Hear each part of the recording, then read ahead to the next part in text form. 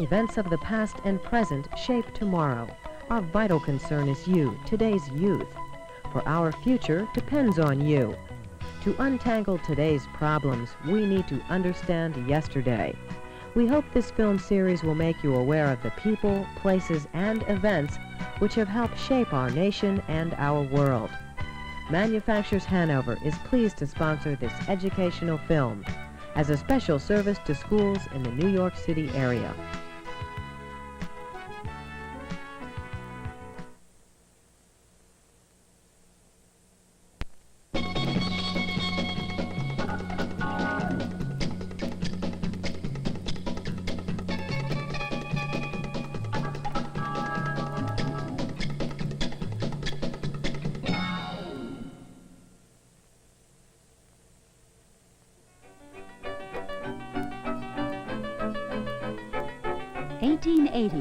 Thomas Edison patents the electric light, developed in his invention factory in Menlo Park, New Jersey, paving the way to the practical use of electric power.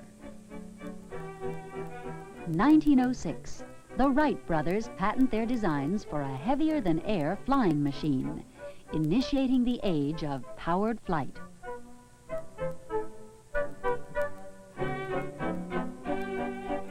1914, Robert H. Goddard patents his plans for rockets employing both solid and liquid fuels, introducing a method of reaching extreme altitudes.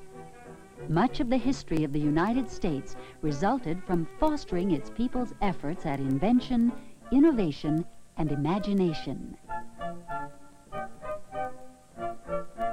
In particular, history records numerous individuals of vision, many of minority origins, whose ideas and discoveries, recorded by the United States patent system, have improved the quality of life.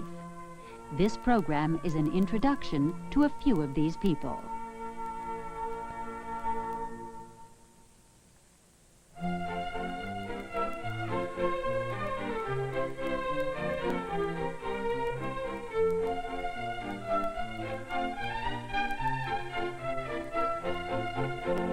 Established by Congress and written into the Constitution, the United States patent system was set up to protect inventors by excluding others from making, using, or selling their inventions.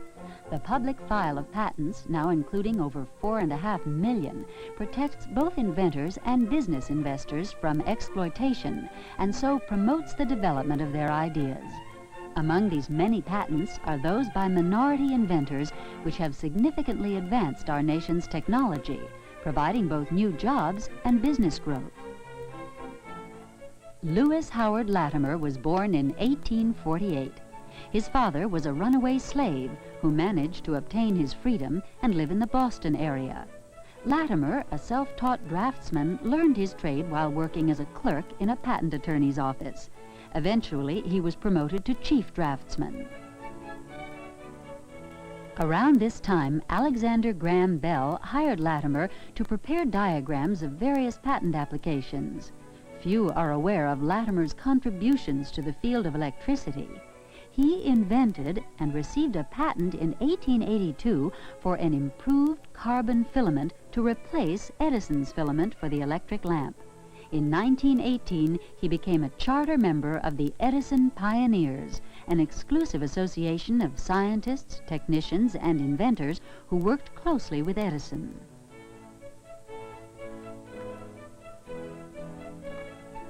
Granville T. Woods was an exceptional inventor from Indiana. He holds 60 patents related to the railroad industry. His patents include a steam boiler furnace, a telephone transmitter, automatic air brakes to slow or stop trains, and overhead wires used by cable cars and streetcars.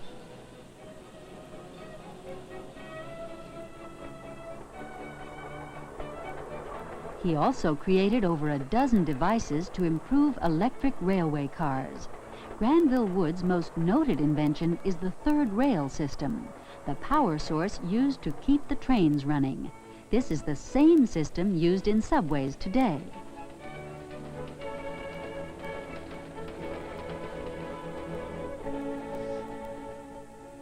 George Washington Carver was born to slave parents at Diamond Grove, Missouri in 1864, but was freed during infancy.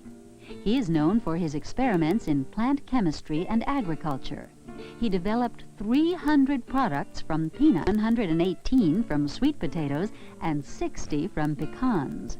Dr. Carver also holds 3 patents for processing paints and stains of superior color and sheen, and for producing cosmetics. He developed such products as bleach, shaving soap, lanolin, paper, and ink. Dr. Carver dedicated his life to his experiments and studies at a school which is now the Tuskegee Institute at Tuskegee, Alabama. Garrett A. Morgan designed and patented the traffic signal, a mechanically controlled apparatus that raised and lowered stop and go signals at regular intervals. Electric lamps illuminated the signals. The same principle, much developed, is used in the modern traffic light, an invention that affects people's lives around the world every day. Garrett Morgan is also known for his gas inhalator or gas mask. Various kinds of noxious gases were used in World War I.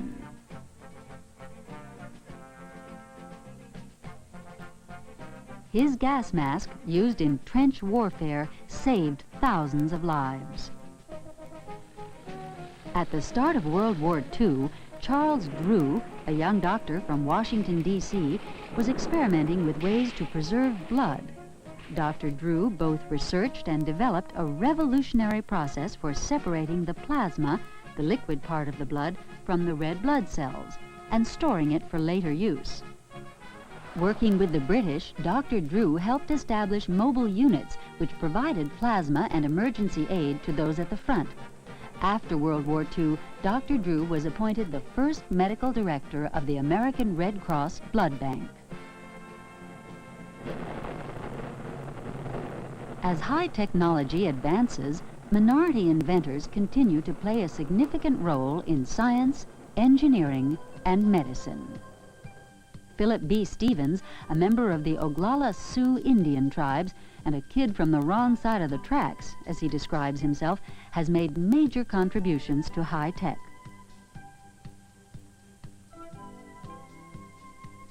Mr. Stevens' first patents focused on rocket propulsion. After World War II, ways were found to steer liquid-fueled rockets, such as this space shuttle engine, by swinging or vectoring.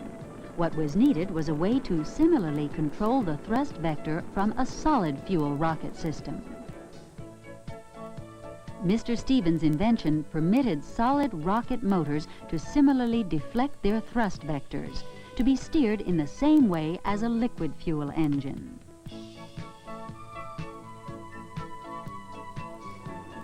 His invention was utilized in the Minuteman I, II, and III intercontinental ballistic missiles.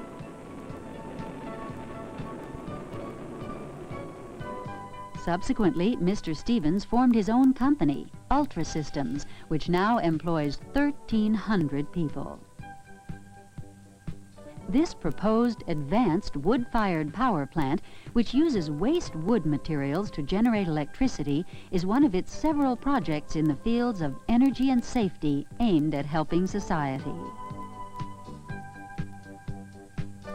An idea from the 1950s, microencapsulation, has been enhanced and patented by Robert Bayliss, president of Capsulated Systems.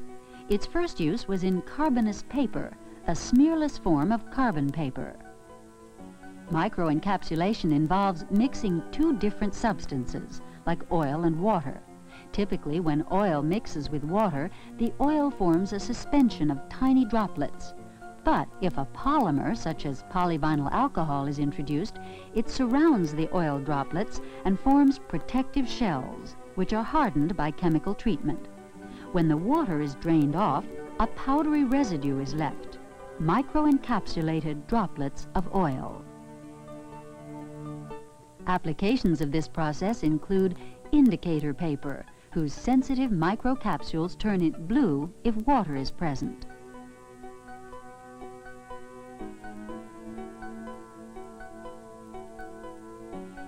A chemical locking device for nuts and bolts, an epoxy which reacts with a carrying agent, so they can't be easily separated after 24 hours.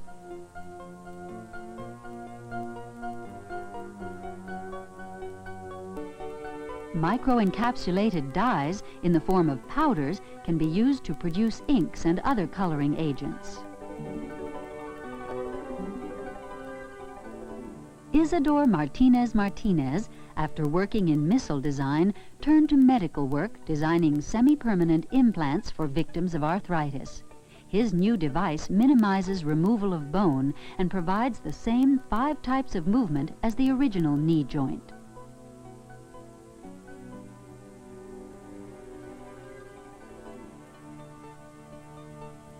The design involves linked structural members which form the completely assembled device. Test implantations in primates at Tulane University Medical School held up for 5 years and reproduced every original function, even letting them hang upside down and climb trees. Dr. Meredith Charles Gourdine, president of Energy Innovators, holds over 50 patents worldwide. And despite recent vision problems, he continues his research.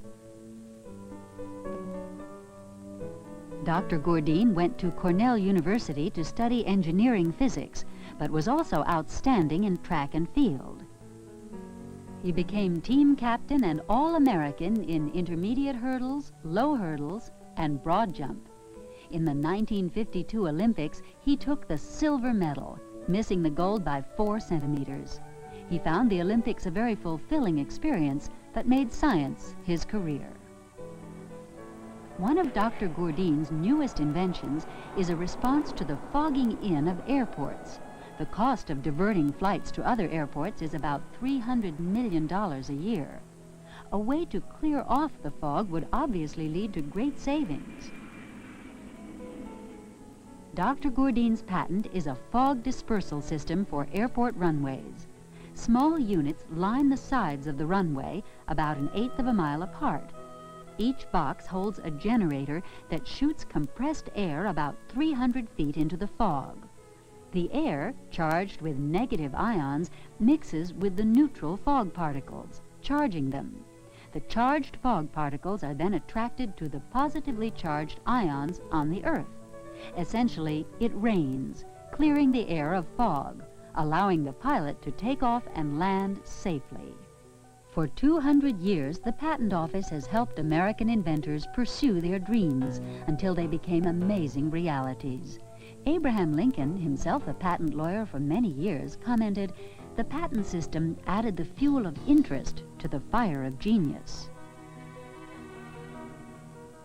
In years to come, all segments of society will doubtless continue to contribute ideas aimed at improving our way of life. Alexander Graham Bell defined an inventor as a person who wants to improve whatever he sees, who wants to benefit the world. The new discoveries will provide new jobs and make existing ones easier, save lives and reduce human suffering, and in some instances, alter the course of history.